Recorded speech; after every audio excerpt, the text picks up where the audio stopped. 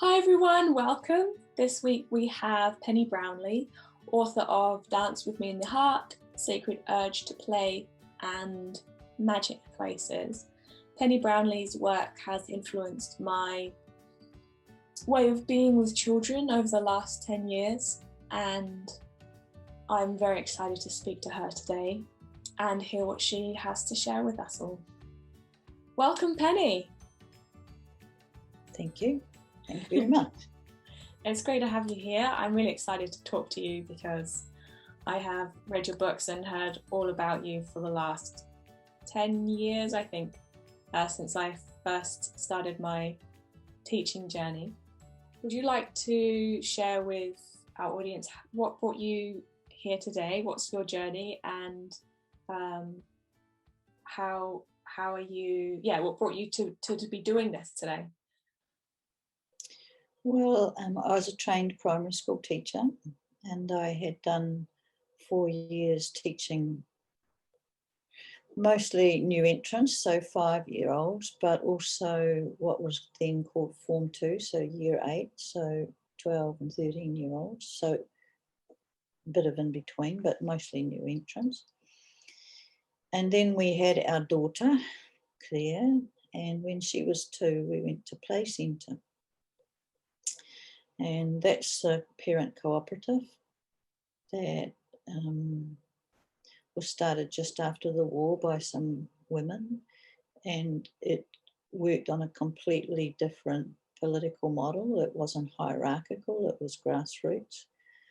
And so all of the emergent leadership came from the parents, and it was the first time I'd ever been in any organisation where everybody was wanting the best for you.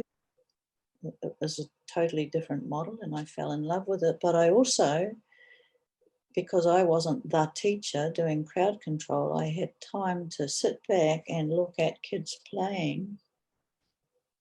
And what I saw was all the theory that I'd learned about at training college in practice.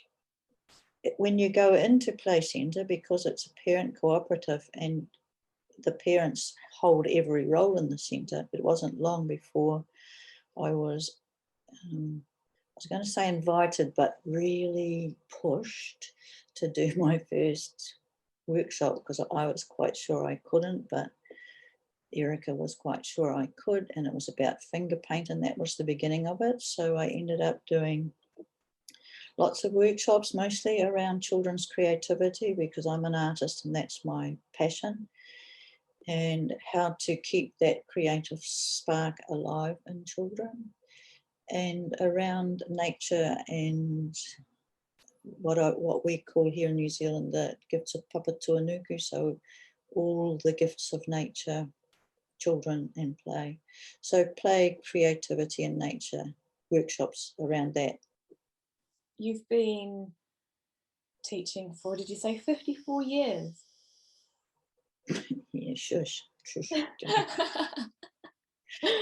54 years, that's a lot of experience. And so from your time working with children and working with parents and teachers, is there what's some of the biggest lessons or words of wisdom that you could share with our audience today in terms of being with children? In terms of being with children, well, I think we need a new image of the child, because the image that we've grown up within the child in our Western culture, maybe not all Western nations, but most that I know of, with the exclusion of perhaps some of the Scandinavian and Dutch cultures, they have a different take on kids. We see them as inherently naughty, and people talk about kids being naughty, it just falls out of their mouths. They expect boy children to be naughtier. So when a child is acting out because their needs are not being met, all the blame goes on the child for being naughty. And yet, when I read the continuum concept, some decades ago, Jean Liedloff, who lived with the Aquana Indians there, found that in that culture they don't have a word for naughty.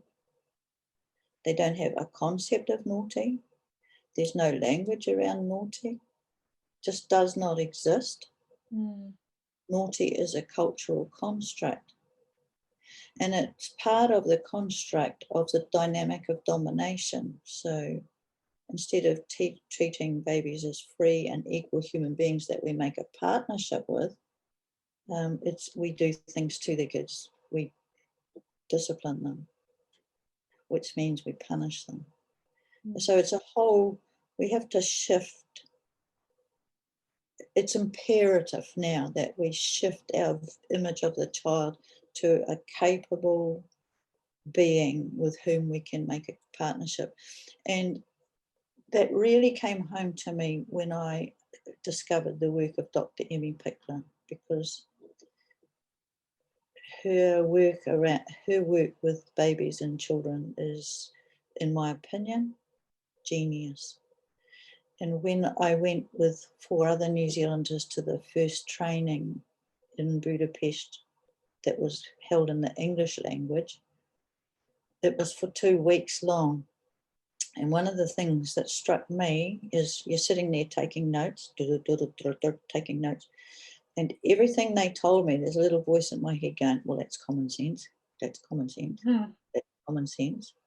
In fact, there was nothing that they told us that felt ridiculous. It all felt like common sense. So there was another little voice in my head going, well, if it's so common sense, how come we haven't thought of any of it? Like, it's just, it was so outside of our culture, the culture that I'd been brought up in, to be in a culture where the child is treated as a free and equal human being.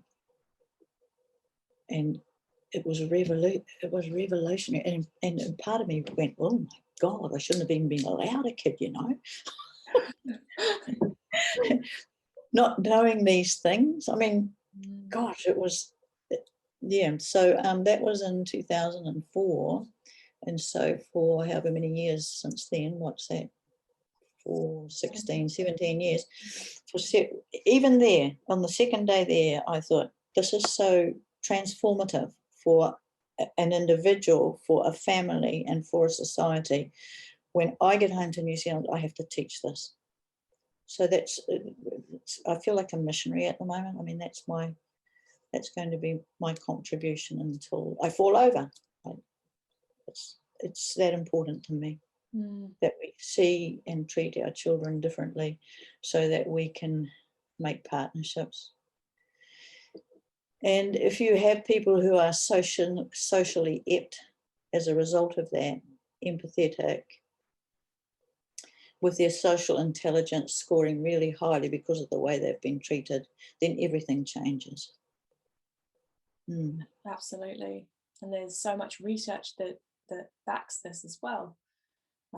Lara, we are at the perfect time because the research is rolling in from every angle of science that's to do with people to say, look, we've got to do this. You know, nobody's making this stuff up anymore. It's all researched with scans, with, you know, the whole bit to show how it works in the body and in the brain. And the relationships that result from it, which lead to, you see, in the end, every child's birthright is happiness. That's their birthright. And treating the child as a free and equal human being, as a partner, okay, they're smaller, but as a partner in life, it's the path to happiness. We've been doing this now in Hauraki for 16 years actually, and so some of those kids are 16 and they're phenomenal. It just warms your heart. It's fantastic.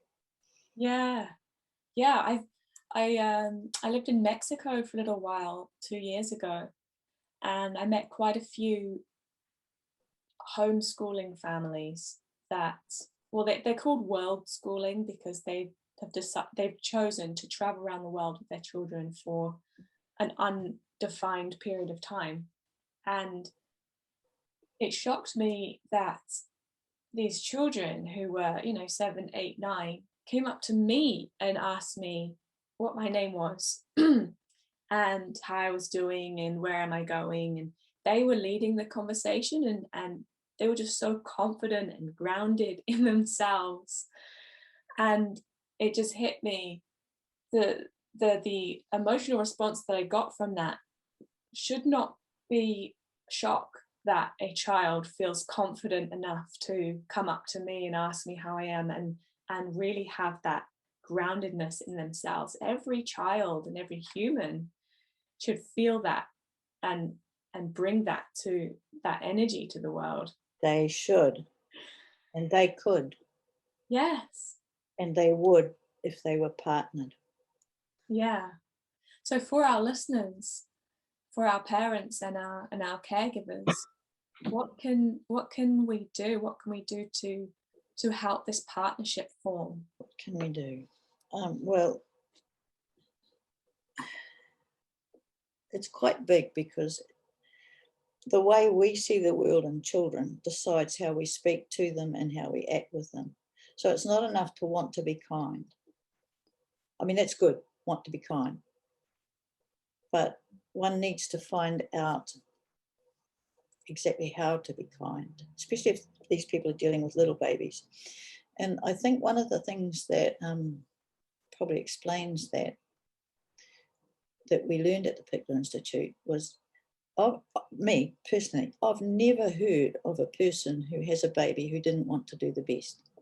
When they get this baby, they love this baby. Now, they might not have the skills, so it's going to go pear-shaped, or could go pear-shaped, or will go pear-shaped, depending on how skilled this. But the want is there, the love is there at the beginning. Mm. And so acknowledging that to begin with. And so Dr. Pickler said, look, we've got no doubt that you love and care for the baby. We'll show you how. And so there are some simple things that we can do with children and babies that are the hows that cause the partnership. Not so easy to do online. It's why I do face-to-face courses, so that people can have the experience of them. But one of the simple ones is just how we invite kids to do things instead of doing things to them.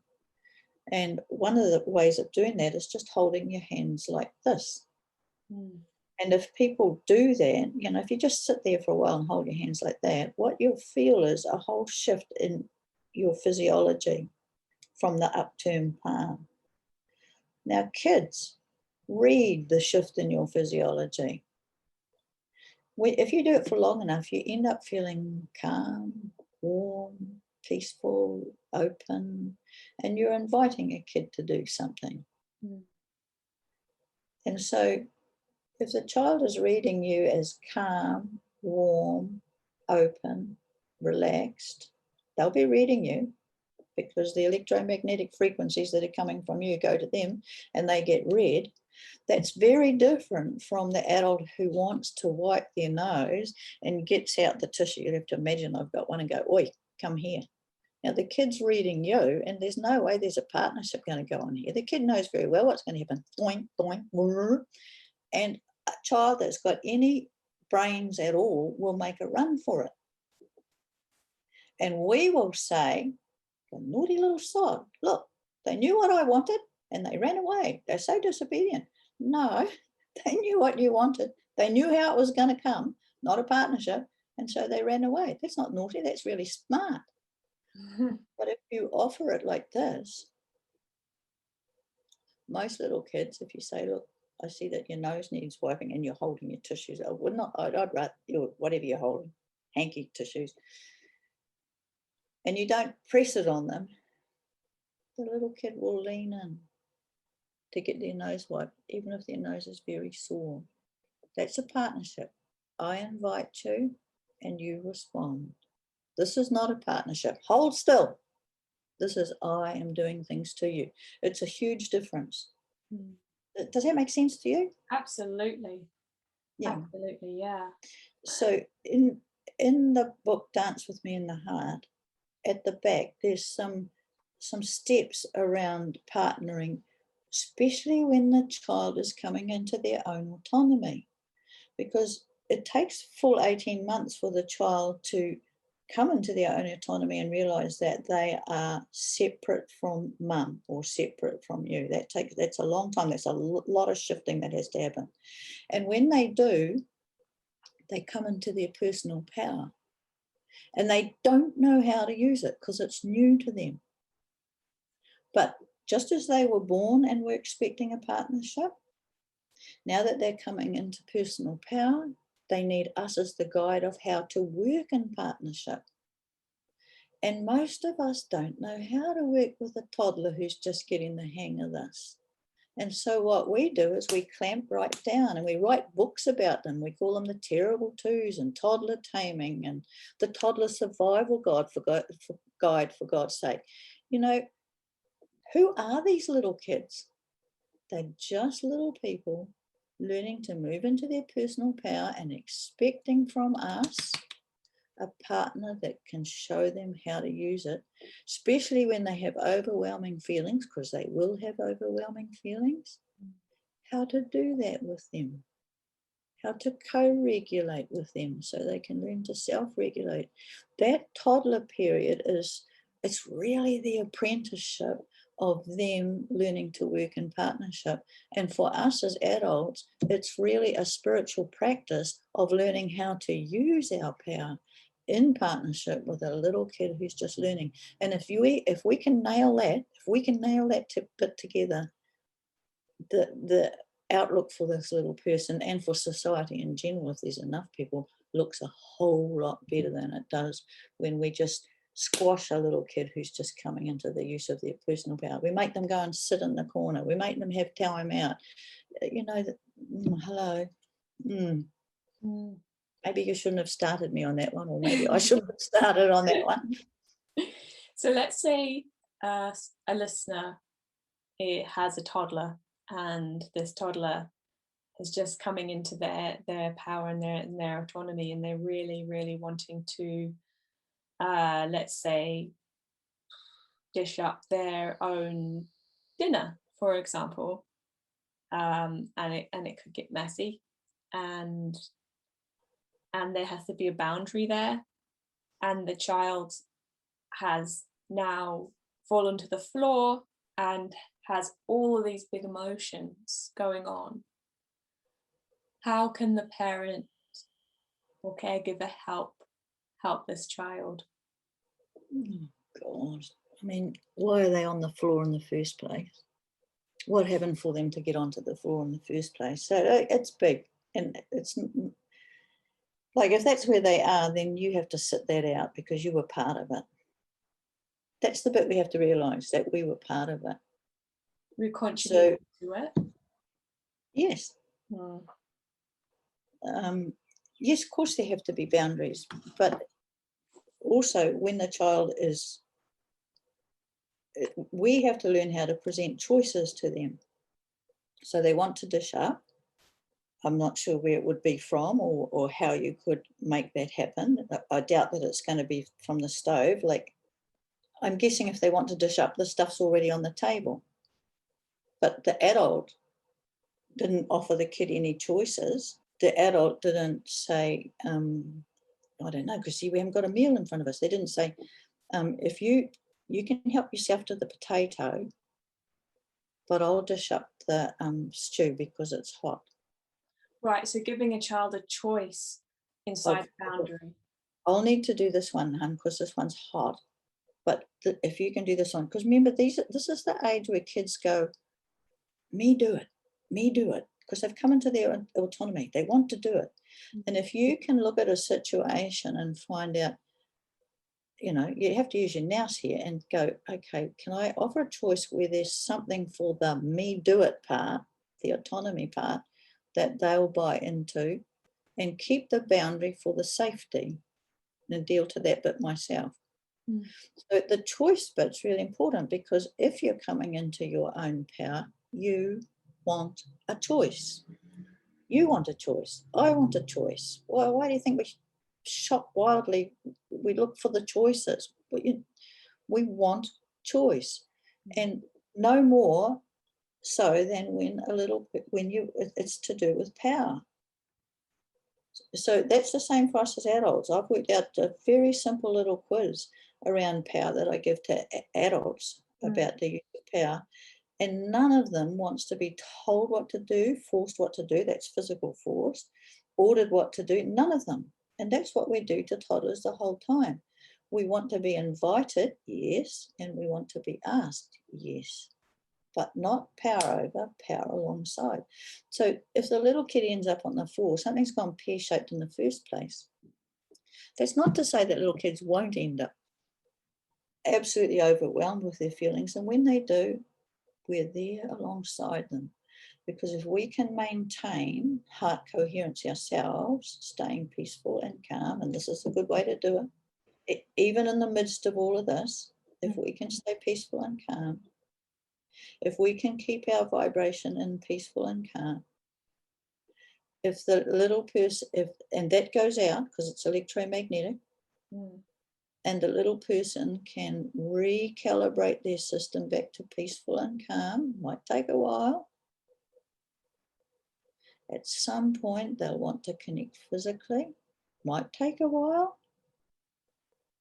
And what's happened there is what we call co-regulation. I held the energy, and this little person whose systems were all out of kilter reacts to the energy coming, and their little system calms down, and they come to peace and calm.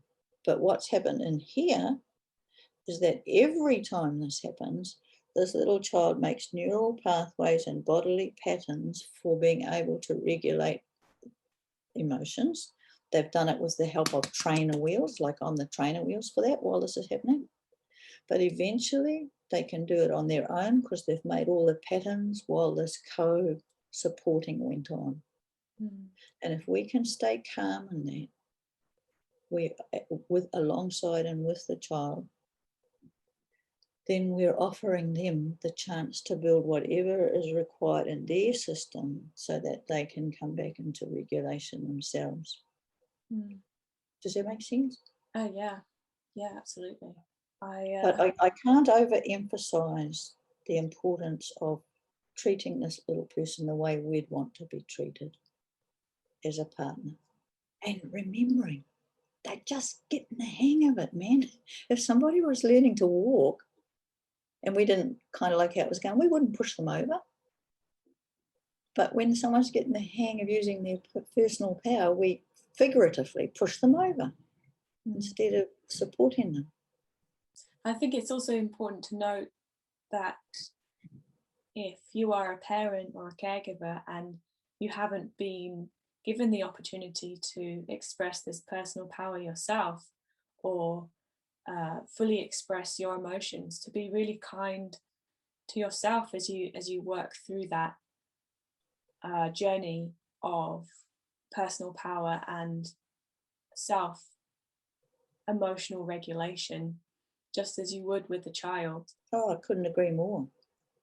Most of us, because of the way we've been brought up, where power is used against you, so like that, then a child only knows this model. It's called the model of the dynamic of domination. They know you can be this, or they know you can be this. And if there's been a heck of a lot of that going on, when they get into another scenario and they can do that to others, they do, because it's all they know, this one or this one. And so that's why at this critical stage on the planet, and at this critical time in a child's life, if we, the adults, can do the learning and the compassion with ourselves to learn to work in power equally like this, that would be great. Now, let me say to you, this is my personal power and this is my personal power, it'll never look like this. If it does, you're both dead, because there's always a bit of a dance going on. But the intention of the big person working with the little person is that we will work this out together in harmony, not this. It doesn't mean to say there's not going to be boundaries, because people go, oh, you're going to let them run amok. No, but you work things out together. Mm. And whole cultures, indigenous cultures, have operated like that. So if our culture can do it, even one culture can do it, we know it can be done. It just means a cultural shift. It's a big shift. It's a monumental shift. Absolutely. But it's the shift we need now on the planet, because the it's all going, it's going pear-shaped because of this. Yes. Even everything we do to the environment and the corporates and everything works like that, and it hasn't worked. It's got to work like this. I completely agree. There's I think it's an African tribe.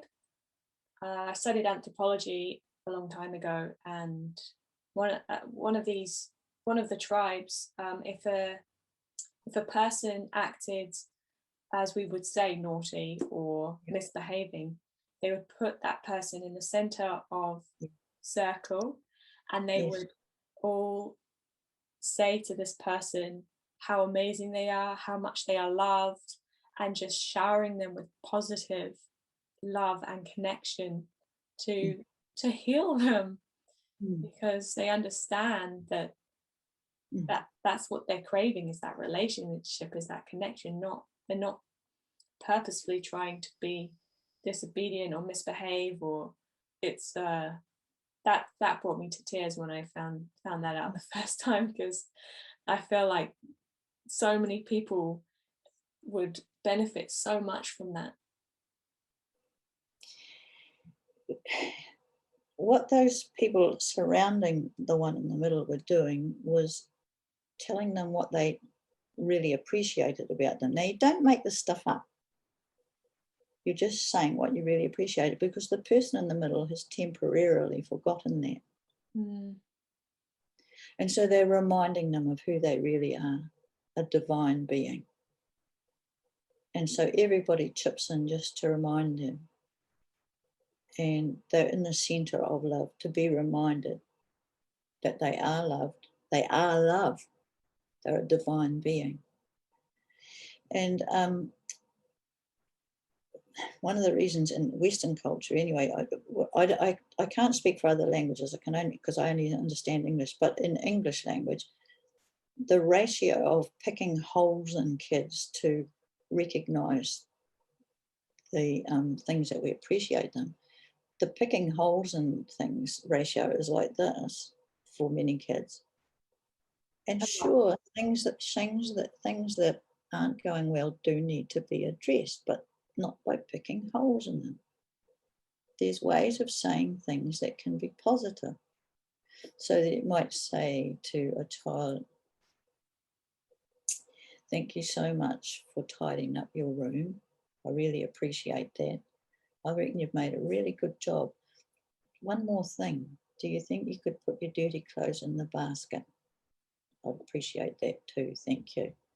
So that's a whole different thing from, oh God, you still haven't done it. You still haven't put your dirty clothes in the basket. How many times have I told you that? So we get picked at instead of partnered through our language, and partnered and appreciated for who we really are.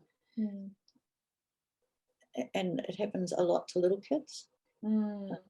If you listen to the way people get down off there, I told you not to touch that. For goodness sake, eat with your mouth shut. A whole lot of stuff can leave this little person feeling, oh my God, don't I do anything right? But that's us. And see, I don't know about you, but I've had to do a whole lot of awareness around how I speak to myself first. It's what you alluded to early, how I speak to myself. And then when I clean that up, I'll speak to others more kindly. And the people who are hanging out for that, because they're just learning the language and they're just learning how it works, are the little ones. Yeah. Well, Pennie, thank you so much for sharing a little bit of what you've learned over the last 54 years of teaching and being with children. If people want to find out more about what you have to share, how can they do that? Well, I have a website, so if you just Google in my name, it will come up. It's Weebly. It's a Weebly website. There's a tab called articles, and I've put all the articles up there as PDFs for free. There's a lot of information in there. I have 3 books. The first book, which I wrote a long time ago, Magic Places, which has been fully revised in 2015. It's really basic, and I think for people who are nannying, it would be a very good book because it really sets out the philosophy of the child being capable and how to support that through creative play. Because one of the things we know about creativity in children is they all start out creative. That's what the research says.